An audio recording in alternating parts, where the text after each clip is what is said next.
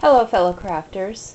I want to share with you today how to make some fall leaves for your fall projects, your cards, your layouts. And I've got two different ways to show you, and one is with watercolor paper and H2Os, which is a water-based watercolor paint. And the other way is with just tags and using distress stains. And I'll start by showing you my inspiration. This is an old sticker sheet that I've had in my stash. I love fall and fall leaves, so I wanted to share that with you. These are my inspiration. As you can see, there's different tones in leaves. Like this one has like the orange and the green. And then this one, if you look, there's like the little black specks in the leaves. And then I like that one. So you can make a variety of colors for what your project calls for, or you can use a mix of colors like I did. What I did was I purchased some watercolor paper. Any kind of watercolor paper works fine. This is just what I used here. This is the Master's Touch from Hobby Lobby, and I just tore the paper out and started blending my colors. And with the H2Os, you have to get them wet, spray them with water, let them sit for about 10 to 15 minutes. Let's see if we can see them. 10 to 15 minutes until they're nice and juicy. Then you're just going to play around. Let me show you some examples. I'm not going to actually do it on video. I think it's just a lot faster video to show you what you can do. I'm sure there's tutorials out there showing you how to blend your paints, but I always start with the lighter or the darker colors, or lighter colors, then add my dark later on. And as you can see, this one here has a little bit of the green, the orange, the red. And then on top of that, I took some stencils and used some dilution sprays to give me some texture. And then this one's the Tim Holtz Dots stencil, and I sprayed it with the brown color dilution. And then here, you can barely see this. Yeah, you can see that. See how shiny that is? That is the Tim Holtz Distress Paints in the copper. And I used a smaller round stencil for that. So if you've got stencils, you can get texture by using stencils on top of your colored watercolor paper. Here is another example. This one's more greens and yellows and orange. And I just kept playing until I got a few of them that I liked. And then here is the here is one that I already cut out for you to show you an example of what they look like. Now with these, with the textured backgrounds, I've used an embossing folder that I have. It kind of looks like cracked glass.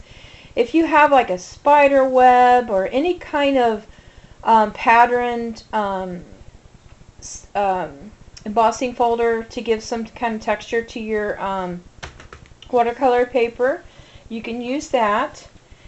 This one here is with the embossing folder to give it some texture.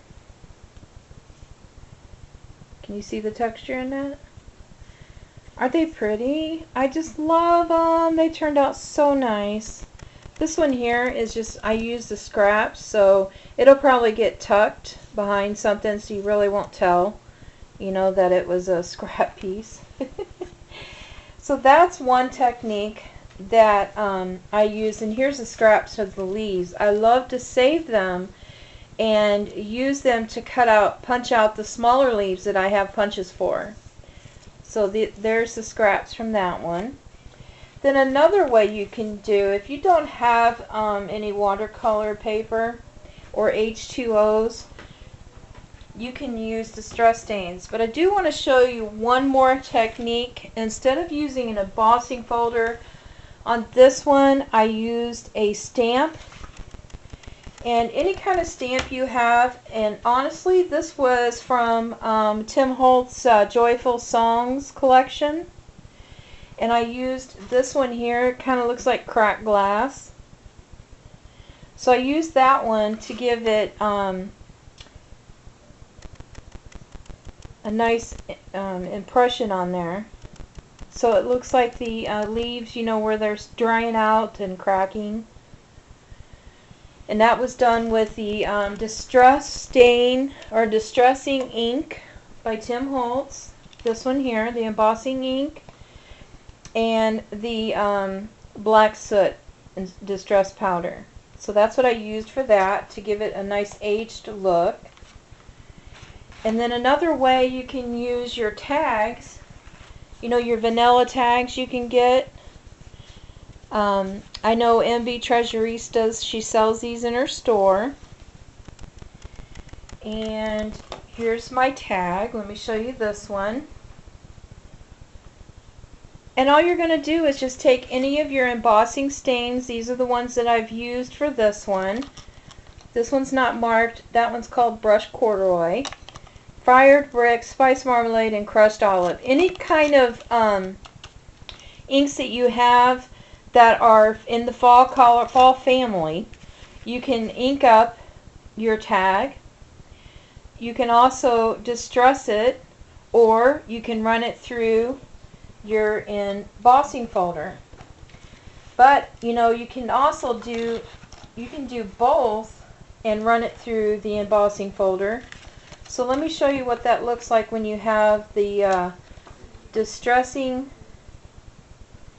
and the embossing on it. So let me run this through my embossing. Now I have the Sizzix Vintage that I picked up for $20 at Michael's when they clearanced them, and it works just fine. So let me show you this. See, now it's got even more texture. It's like, see the back of it? And you know what you can do too is you can run this through your embossing folder, then ink it up, and then take some sandpaper over it, and it'll bring out the raised edges, and it'll give you a nice texture, and you can brush over that with some embossing, I'm saying a lot, terrible, embossing ink. I brush it over it, and then pour your powder on it, and then dry it out. So let me show you with the smaller leaves. I have the smaller leaves, the movers and shakers here. So I'm going to go ahead and maybe fold this in half. Let's see if I can get two of them. See if I can manipulate it. Yes, I can. See? And all I'm going to need is 2 B plates. Get rid of my C plate or my A plate.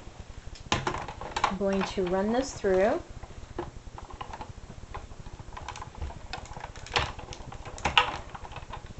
And I'm going to show you my beautiful leaves that I created.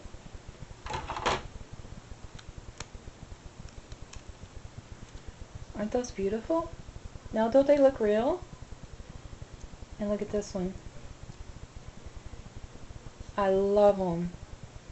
So that's my Teach Me Tuesday to show you how to make leaves for your projects using watercolor paper or your vanilla tags, H2Os, distress stains, and embossing folder and embossing inks.